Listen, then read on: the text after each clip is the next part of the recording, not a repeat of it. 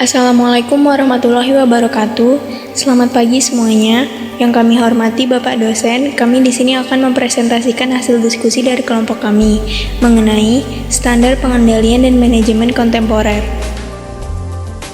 Standar pengendalian, berikut pengertiannya. 1. Menurut Robbins dan Coulter, pengendalian sebagai proses memantau kegiatan untuk memastikan kegiatan diselesaikan sesuai rencana dan proses mengoreksi setiap penyimpangan yang berarti.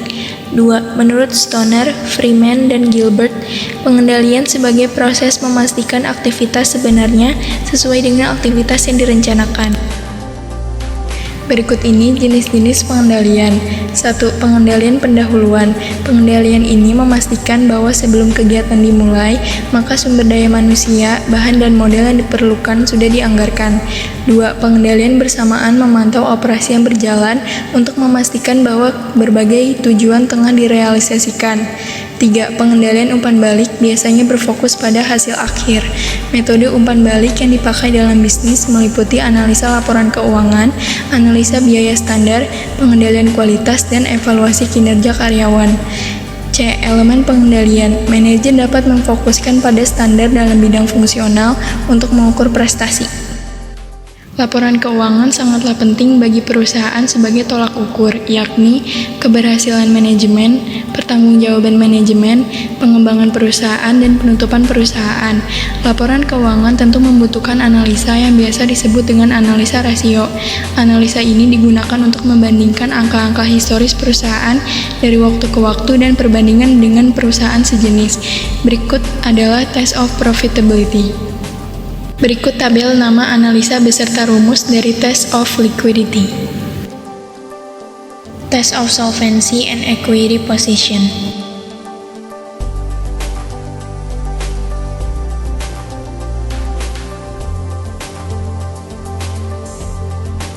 Gerakan ekselensi menurut Peters dan Waterman adalah perusahaan-perusahaan tertentu yang ekselen atau yang memiliki kesuksesan yang berlangsung dalam jangka panjang. Karakteristik dasar yang dapat memicu ekselensi yaitu A. Melakukan sesuatu tepat waktu, B. Dekat dengan konsumen, C. Mempromosikan otonomi dan kewirausahaan, D. Memaksimalkan produktivitas kerja, E. Menggunakan pendekatan hand-on bagi manajemen, F. Melakukan yang terbaik dan diketahui perusahaan, G. Mempertahankan struktur organisasi yang sederhana. TQM atau Total Quality Management untuk memuaskan pelanggan melalui penggunaan sistem terpadu dari perangkat, teknik, dan pelatihan.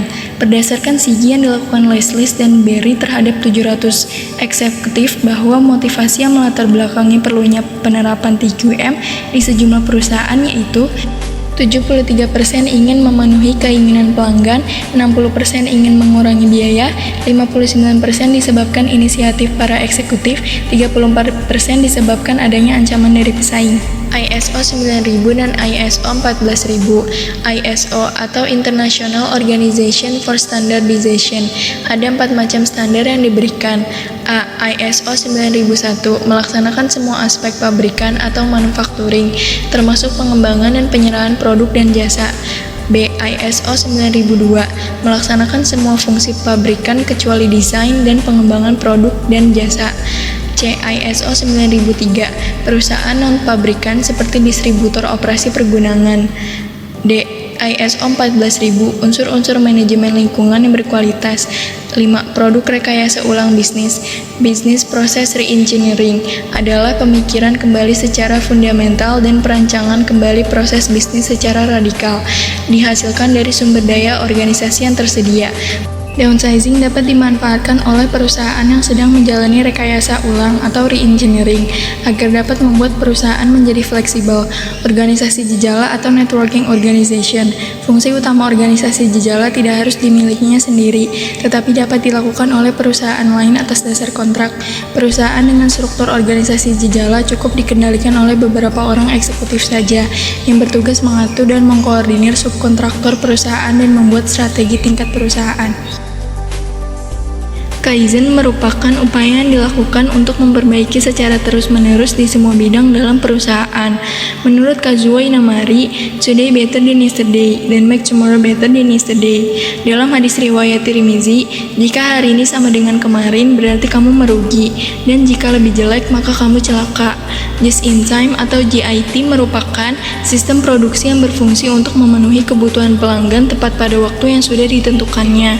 Ada beberapa unsur JIT, yaitu A. Sikap awareness atau education, B. Housekeeping, C. Quality improvement, D. Uniform plan load, E. Redesign process flow, F. Setup production, G. Supplier network. Definisi konsep merupakan salah satu model yang populer dan revolusioner di bidang cost accounting. Model ini diaplikasikan sebagian besar oleh perusahaan Amerika karena dianggap mampu meningkatkan efisiensi dan daya saing terhadap produk asing. Model ini dianggap lebih bermanfaat dibanding dengan konsep JIT produk milik Jepang. Ada 3 unsur dalam menghitung biaya produk melalui akuntansi konvensional, yaitu biaya langsung, biaya upah langsung, biaya overhead. Balance scorecard hanya berfungsi sebagai pelengkap, karena data keuangan tetap dipertahankan dalam pengukuran kinerja. 4 perspektif kerja balance scorecard yaitu financial perspective, customer perspective, internal business process perspective, learning and growth perspective.